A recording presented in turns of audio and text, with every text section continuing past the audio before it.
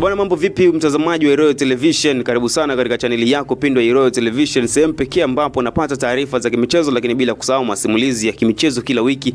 Cha kufanya hapa YouTube, gusa alama ya subscribe, lakini pale TikTok gusa alama ya follow ili tuweze kwenda sambamba zaidi na zaidi. Kufuatia bwana, mwenendo wa Real Madrid katika msimu huu umemsababisha rais wa Real Madrid Florentino Perez kuchafuka moyo. Kivipi? Ameamua kufanya mabadiliko makubwa sana katika msimu ujao, hasa katika majira ya kiangazi. Anatarajia kufanya usajili ambao utakuwa tishio na kuleta heshima kubwa kwa Real Madrid, na hiyo ni kwamba rais wa Real Madrid Florentino Perez anathibitisha kuwa klabu hiyo itafanya usajili mkubwa katika majira haya ya kiangazi. Perez amesisitiza kuwa kila mchezaji mzuri anayepatikana atamfuata ili kuendeleza utawala wa klabu hiyo hapa duniani bwana. Lakini katika kuboresha kikosi hicho cha Real Madrid, safu ya ulinzi inahusishwa na mabeki mbalimbali, akiwemo beki anayefahamika kwa jina la Christian Romero wa Tottenham na Nico Schlotterbeck toka Dortmund, huku pia David Raya wa Arsenal akitazamiwa kuleta ushindani kwa Thibaut Courtois bwana. Lakini eneo la kiungo linamnyatia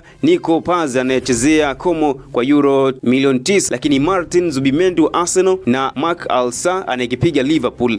Lakini kwenye ushindani bwana, anatamani kumleta mshambuliaji Erling Haaland wa Manchester City, anabaki kuwa ndoto kubwa ya Florentino Perez bwana. Hiyo mabadiliko ambayo ameyafanya na anatamani kuyafanya rais wa Real Madrid Florentino Perez ni kwa sababu ya kile ambacho Real Madrid imekuwa ikikionyesha katika msimu huu ambao umeisha, ambao umesababisha Barcelona kupata ubingwa kwa kutoa taji mara 29, ikiwa wao ndio wako kileleni mara 36, lakini mwenendo huo hujamfurahisha rais wa Real Madrid Florentino Perez na kuamua kufanya mabadiliko hayo bwana. Hiyo ndio taarifa ambayo nimetamani nikusogezea wakati huu Mtanzania, na wewe ambaye unanitizama kutoka nje ya Tanzania, tuko pamoja sana, tutaendelea kupeana taarifa za kimichezo. Cha kufanya pale TikTok gusa alama ya follow, lakini hapa YouTube gusa alama ya subscribe ili tuweze kwenda moja kwa moja zaidi. Jina langu ni Emmanuel Pasco, mwenyeji katika ofisi za FIFA.